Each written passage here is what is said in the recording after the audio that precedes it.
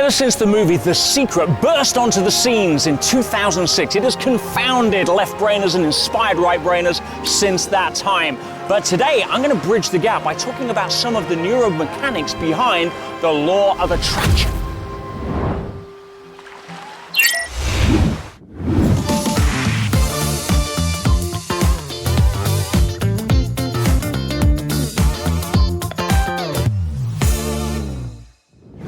And to do that, I'm going to introduce you to two characters that live inside your brain. We're talking about the bouncer and the security guard.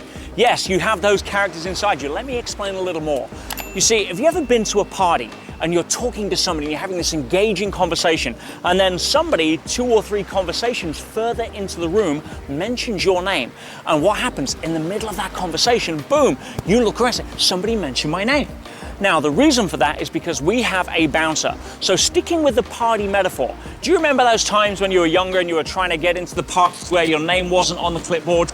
Imagine that, walking up, you've got that A-list party, all of the people are queuing up outside the door, and there's a bouncer there with a tuxedo looking important with a clipboard. And if your name is not on that clipboard, he's not going to unhook that velvet rope to allow you into the party. Well, that is the bouncer, also known in neuroscience as your reticular activating system.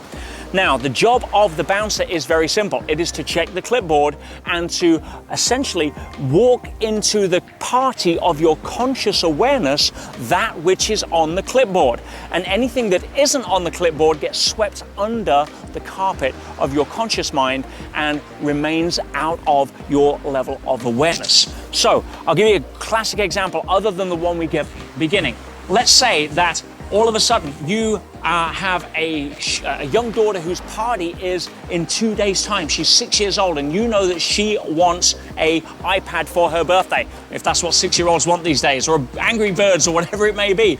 And you've gone and got the present, it's wrapped up, it's hidden out of the way, and you and your partner are so excited to see her face lit up when she opens it on her birthday.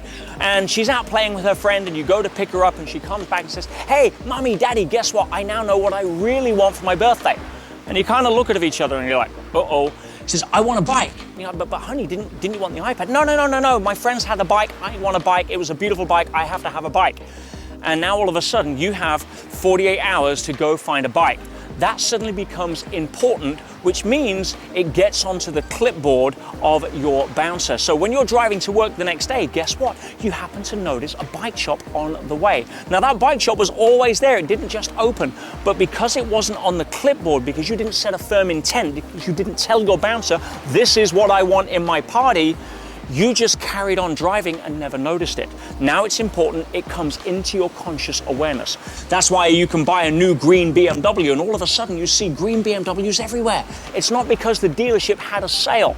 It's because it now becomes relevant to you. So out of the thousands of cars that are out on the road that your bouncer is constantly scanning in the crowd outside of the party, it says, oh, green BMW on the clipboard, it's relevant. It unhooks the rope and it walks that data into your conscious awareness. Now, that is the job of the bouncer, which when it comes to the law of attraction, means that you need to state with certainty what you want on that clipboard. Your intention, your congruency, your heart and mind alignment, your emotional intensity is what attracts that to you.